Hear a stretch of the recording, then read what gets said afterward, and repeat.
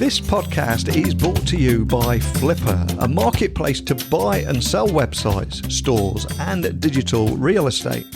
Plot your own path. Become a boss by buying a small online business at Flipper. Simply visit flipper.com/techtalks for a free consultation and 50% off fees. That's FLIPPA, flipper.com/techtalks. If you do visit, let me know how you get on. But now, let's get the show started.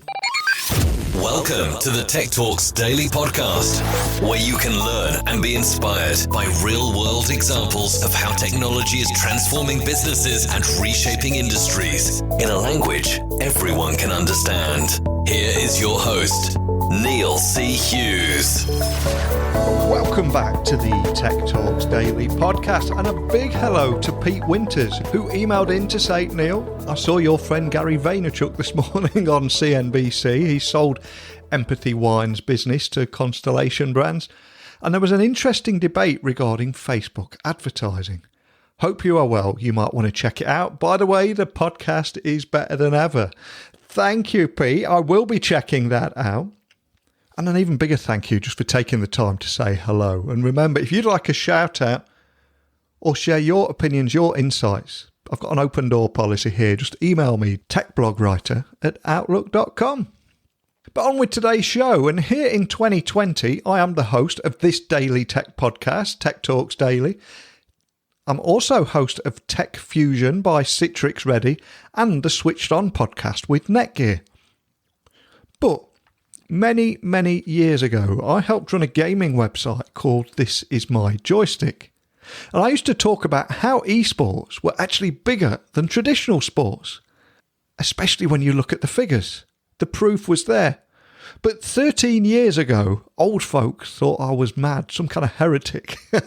But thankfully, not anymore. But when we think of video games and technology, I think we usually think of the development of the games themselves with sophisticated engines and impressive graphics. But esports is showing that the technological innovation lives outside the game as well, especially with streaming services racking up increasingly larger audiences every single year.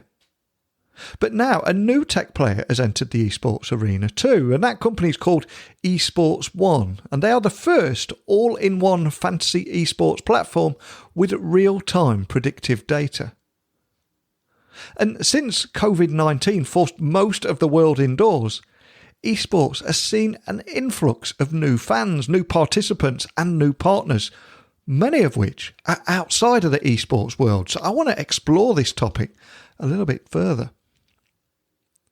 So for these new fans, the world of esports may seem a little bit confusing and foreign at first, but we need to eradicate that. That's what we try and do on this podcast, remove those barriers of entry and put everything in a language that everyone can understand. So I invited Matt Gunnin, CEO at Esports One, onto the podcast today to talk about how they have created a fantasy esports experience that is at once familiar. And by that, I mean, think about the way that we just traditionally pick players in a salary cap style fantasy league, but in an esports world. But I've probably rambled on far too much already, haven't I? So enough from me. Buckle up and hold on tight so I can beam your ears all the way back stateside where we can speak with Matt, CEO at Esports One. So a massive warm welcome to the show. Can you tell the listeners a little about who you are and what you do? Yeah, thank you for having me. My name is Matt Gunnin. I'm the founder and CEO of Esports One. Esports One, we're the first all-in-one fantasy esports platform that uses real-time predictive data. So but for people outside of the world of esports, we're more bringing the traditional fantasy to, the traditional fantasy experiences to the esports industry and the gamers, and I've been in esports for almost a decade now. Fantastic. And it's an incredibly exciting space to be in at the moment. And like I said, Esports One is the first all-in-one fantasy esports platform with real-time predictive data. But for people listening that are outside of the world of esports, can I just ask that you set the scene and tell me all about Esports One and what it is that makes you guys unique? Yeah. So, for when you look at traditional sports, so I'm a big football and basketball fan, and I've followed and watched traditional sports all growing up, but also played a lot of video games. I'm a big gamer, and so I looked at, I remember when I was a little kid, we were, back in the AOL days, they would have Sunday night football, and I would get on AOL, I would log in, and I would be on, this big chats, community, this chat system where you were watching kind of like Monday night or Sunday night football. They would do this big presentation on AOL, and you join this chat group, and everybody would be talking to one another, and they would have these little pop-ups that during the actual football game, and it would say things like, will Troy Aikman, throw the ball, or will he hand it off to Emmitt Smith? Or will the next play be a run or a pass? Or, who will get the most touchdowns in the first half? Just little engagement things. And then at the end of the game, they would have this little ranking, and it would show you, how well you did in comparison to everyone else. You didn't win any money, nothing of that. It was just for fun.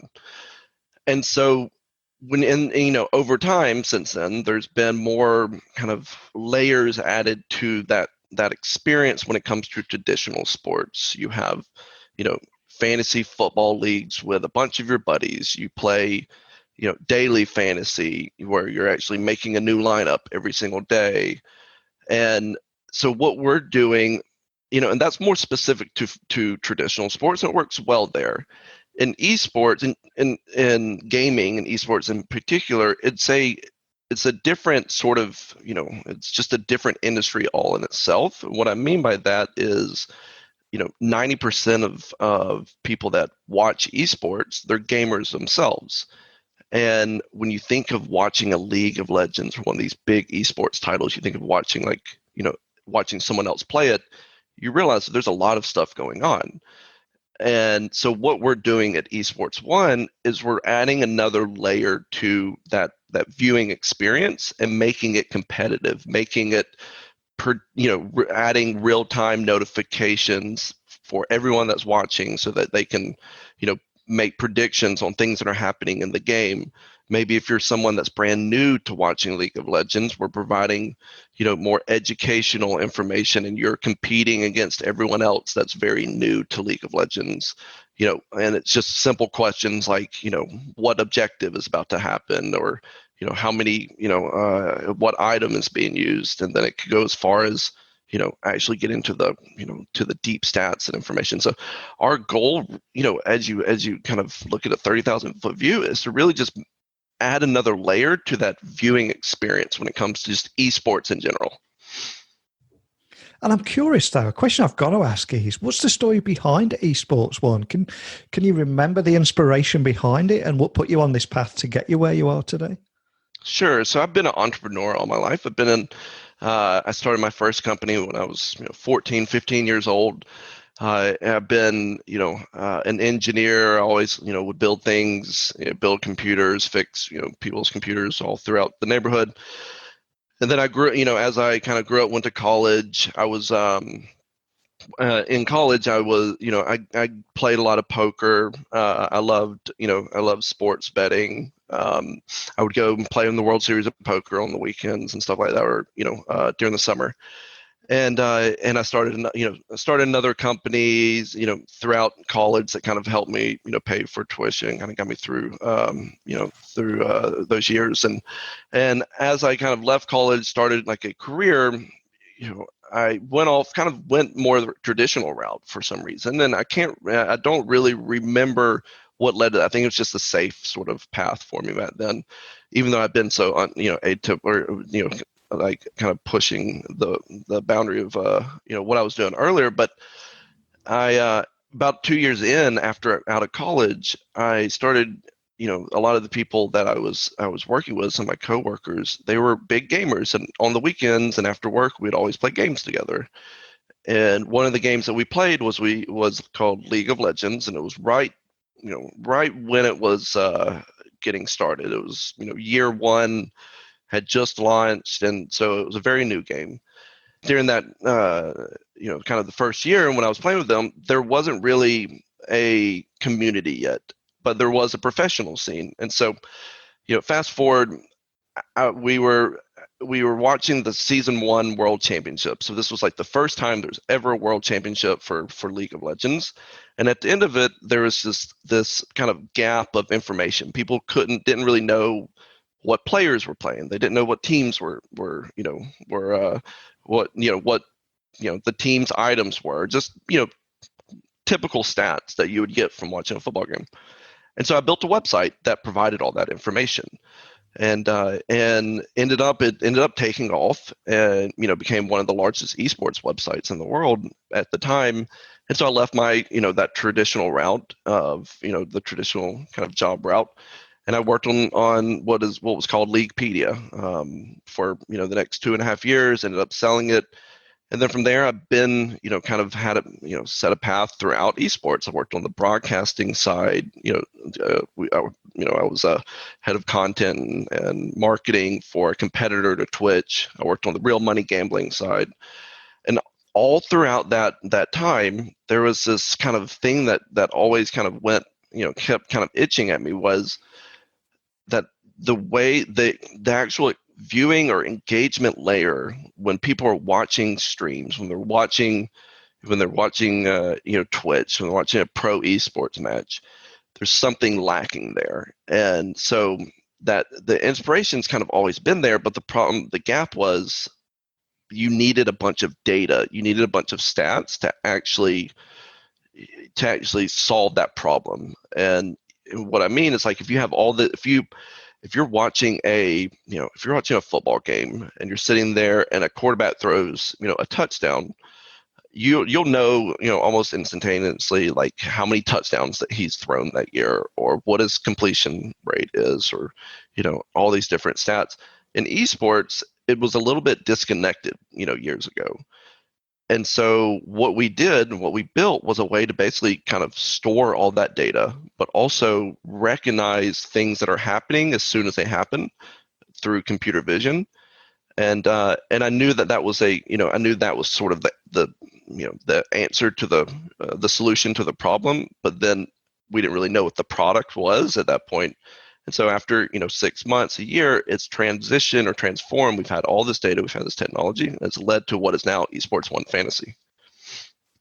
And if I look back, I think, 13 years ago, which makes me feel incredibly old, but I used to run a gaming website called This Is My Joystick. And back then, I was championing esports. And remember at the time, that I felt like I was some kind of heretic. But thankfully, those days are long, long gone. But can you share a few stats for the non-gaming listeners, just to highlight the industry size and how it's actually eclipsing the traditional sports? Yeah, that's the exciting thing with esports is, it's only getting bigger, and it's already big to begin with. But it's becoming massive on not only just a user scale, but also, it's starting to, revenue for esports specifically is really starting to take off.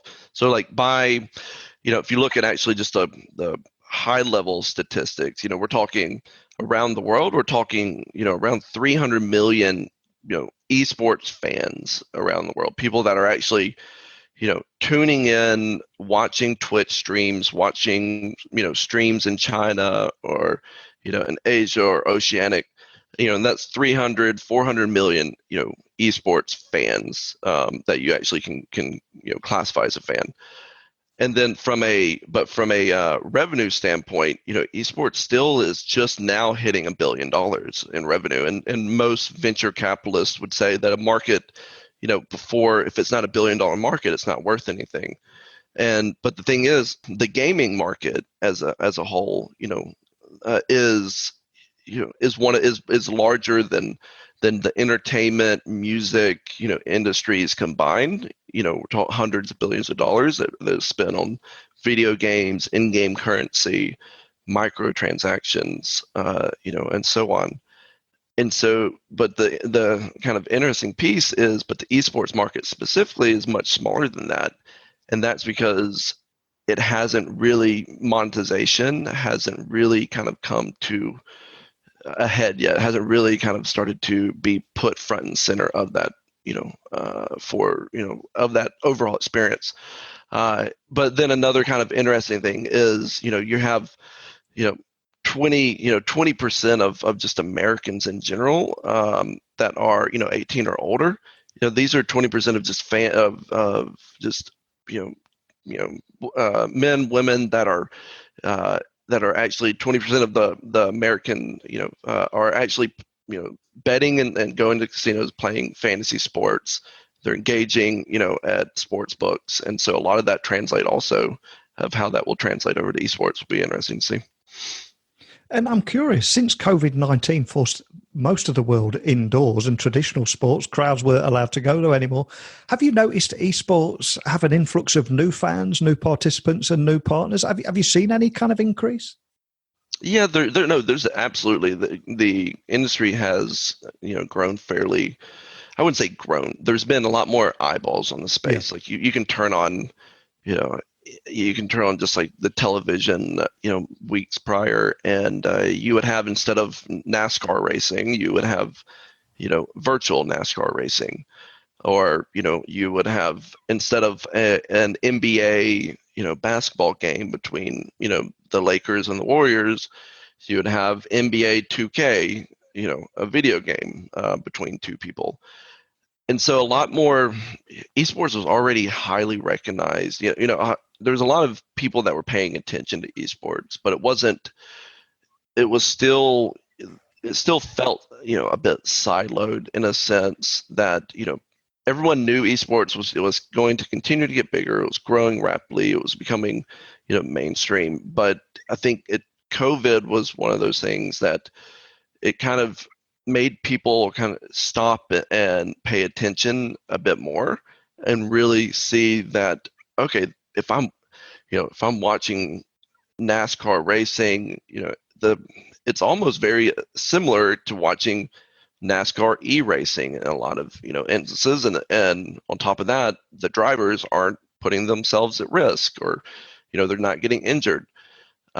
NBA 2K, probably not as interesting as watching an NBA game, but it's still, there's a lot of entertainment there.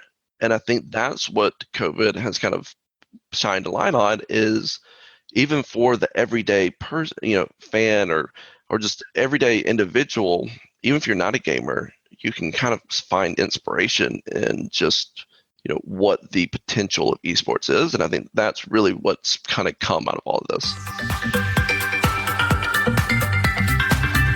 I've had countless emails from listeners over the last few weeks talking about their fears and concerns around job security, while also seeing their interest rates on their savings drop considerably. And as a result, many are beginning to look at how they can invest in their future in an uncertain time. Could digital assets be the answer?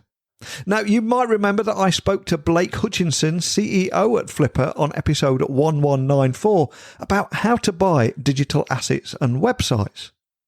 In a nutshell, Flipper is a marketplace that you can buy and sell websites, stores, and digital real estate that are just ready to go.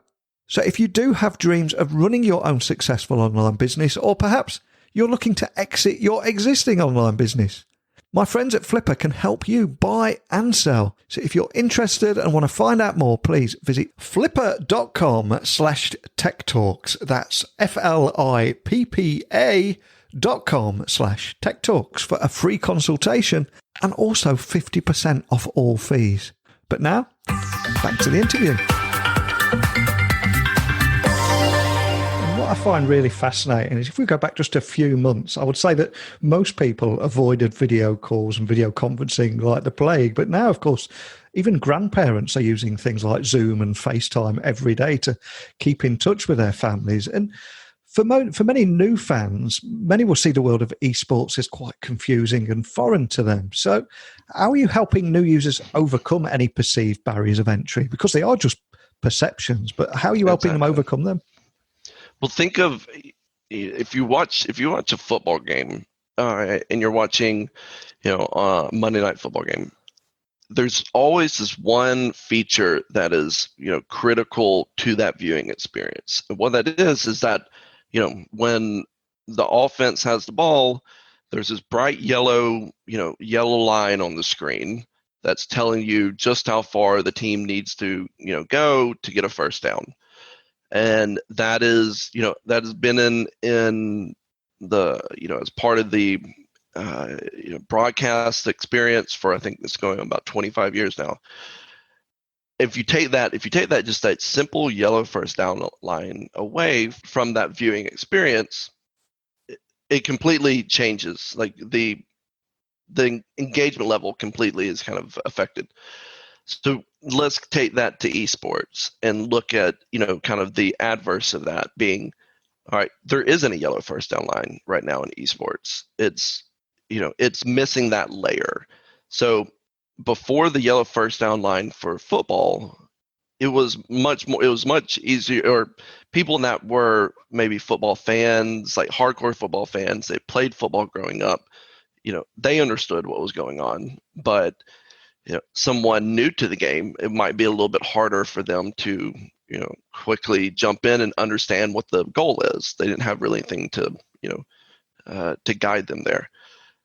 Esports right now is in a position where it doesn't have a yellow first down line. There isn't that guiding, kind of principle thing that's clearly highlighting what the objective of this game is, or, what just happened.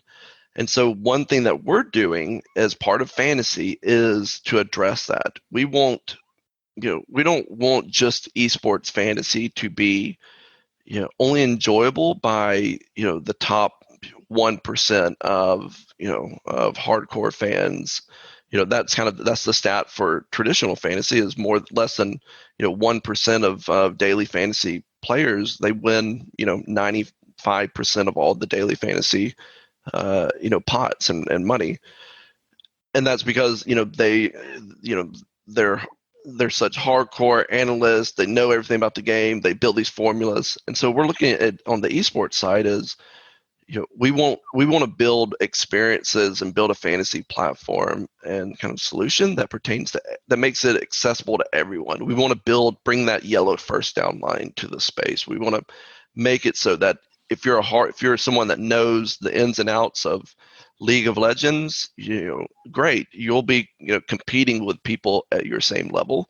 If you're someone that's brand new, that's just sitting down with their grandson, or to watch a Fortnite tournament, well, we can provide value for you as well. We can make that experience enjoyable for you as well, whether it's through just highlighting exactly what happened, or slowing things down, or recognizing something on the screen that you should pay attention to. And I think that's what's going to be exciting to see in the next 3 to 5 years, and we hope to kind of be at the forefront of that. And as this is a tech podcast, something else that I find incredibly exciting what you're doing here is your unique approach to data and predictive analytics, because they seem to be proving to be a real hit with fantasy esport fans of all stripes. But can you expand on that and the kind of work you're doing there, and how you're using technology to get those predictive analytics? Yeah, so we use computer vision. Basically, so I use traditional sports examples a lot, just because it's easy to kind of conceptualize and visualize. But if a traditional baseball game, you have, I don't know, if you've ever sat there or gone to a baseball game, you'd see people in the stands and have this little scorebook, and they're mainly sitting there like coloring in or writing in like what did the baseball player get a single or a double, how many strikes are there, what inning is it, just all the stats. They're manually tabulating it. And that has been the case for traditional sports for quite some time. A lot of the stats that you see that's overlaid on the screen, that gambling sites, sports betting, booking, sports bet sites, and casinos are using, production companies are using, all that has been manually captured and is very antiquated. And so, they have all these stats, but they manually had to go out and grab them all. In esports, what we're doing is we're building a computer vision layer that essentially, if all the things that are happening on the screen, we're making it so that not only if there's no way to pull it from the game publisher, if there's no way to get this information from the actual game itself, well, we can use computer vision to kind of circumvent that. And so and that this is the case, and the reason that's important is this is the case. Like a lot of this data that you would think could be easily highly accessible for everyone, for the most part hasn't even been built by these game publishers. And so what we've done is we've just kind of circumvented that need to an extent so that we can recognize when something happens on the screen, and then we can store that data in our own database and then use it for something else. So as an example, when say a big team fight for League of Legends, there's a bunch of players are fighting one another, and at the end of it, one of the teams goes and takes an objective. They're kind of progressing the game. We can recognize that, all right, this team fight just occurred. How many players are on there? How many, they just went and took this objective. And then what we can also do is say, all right, how many times has this occurred in the past? How many times have they taken this objective? And what was the end result? Did they typically win? What percentage of the time did they win? And then we could show that back to the user. So, we could say, all right, when this event happens, typically, team X, and they go and they take this objective and then they win 90% of the time.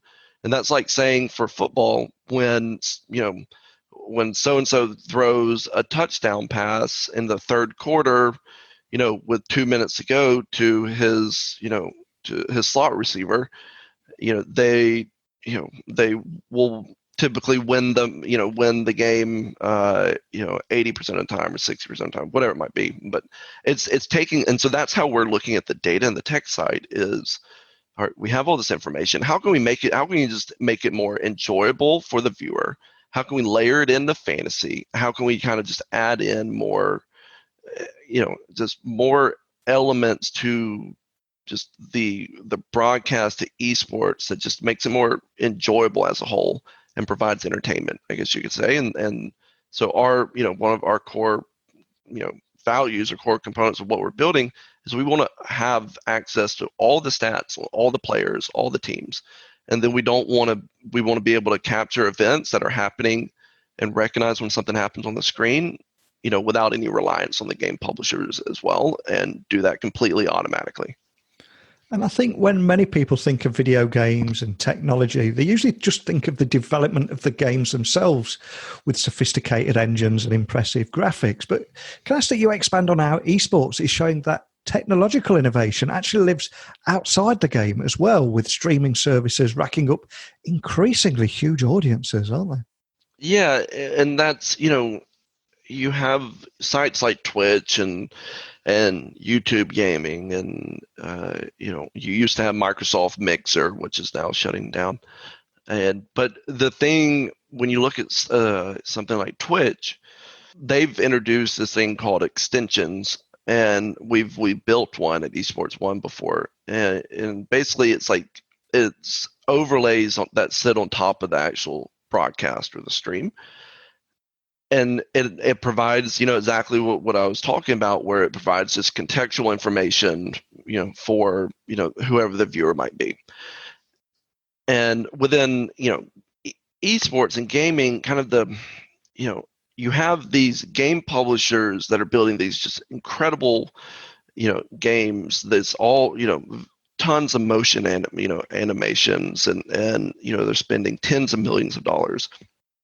And they're making just a really, incredible game. Riot just released Valorant, and which is a first-person shooter type game, and it's just, really, it's taking off, getting a lot of traction. And they spent years on it, but there's also they haven't introduced, they just now are starting to build out like the API for it, the way for you to access, the stats and the data, and so what you have to do kind of outside of the game itself is you have to kind of find ways, that data is going to be valuable. These stats could be super valuable. You have to find ways to, aggregate it and acquire it, outside of the actual, like a direct integration with the game publisher.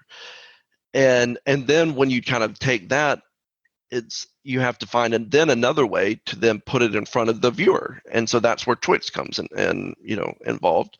And what Twitch has done is they've introduced, like I mentioned, these things called extensions that would sit on top of the stream, and the user has full control over what extensions they use. And so if you say you want, something that explains, its educational extension, it's telling you exactly, what just happened in the game, gives you a definition, tells you what to look out for, tells you what the objective is. Or maybe you want something that, is more statistical and analytical, and it's comparing the person that you're watching with your own gameplay, and it's giving you, statistics that shows you, or is kind of educating you as a gamer on how you can play better based off of what you're watching on the stream. Or maybe it's, predictions. It's doing exactly the AOL analogy I gave earlier, where, it's putting an overlay on the screen, and it's giving you real-time predictions on, what thing's going to happen, how many times is it going to happen, and you're competing against everyone else that's watching. You're competing against 40,000 other viewers. And these are these sort of ancillary layers that are, still being, fleshed out within esports, that will sit alongside the games themselves, or sit along, or, on top of the games themselves. And we're just now scratching the surface of what that looks like. Because really, for the most part, game publishers, have just, kind of been on their own. And then there might be some fan sites, there might be some secondary sites, there might be some community websites, but now it's starting to look at, all right, how can we, either work in conjunction with a game publisher, or work completely independently of a game or a game publisher, and build something that provides substantial value for the viewers, for the fans, for the gamer community. And so that's one thing, kind of how we're approaching esports with Esports Fantasy. And I think it's also worth reminding everyone listening that Esports One does have this incredible fantasy esports platform for fans of League of Legends. But can you tell me also about how you use computer vision and machine learning technology developed at MIT and Caltech to record almost every single thing that happens inside a League of Legends game too? Because it's incredibly cool, isn't it? Yeah, it really is. What we did early on was we have engineers, like you mentioned, out at MIT and Caltech, and kind of just give you an example of how our tech works. Is we will have it. We'll basically take a replay of a match between two teams, and if there's no stats on that game, we will, this was early on what we did. We will manually, tabulate all the things that happen. We will sit there, we will watch the game, and then we will manually, input what all the actual stats are, when this event happened, how many kills took place, what the final score is, just as much as we can get. And then our computer vision, we say, okay, here are all the things, here are all the areas on the screen that are most important. Here's, where it tells you whenever a new objective is taken, here's where it shows up. Whenever an item is purchased, here's where that is done. Whenever a kill happens, here's a number that increases from what it was before to, +1. And then we basically start replay the match itself, but now the computer vision is in control. And so it's recognizing, looking for these things on the screen, and it's then whenever something happens, it's capturing that, and then it references, all right, does that actually is that what we had when we manually did it?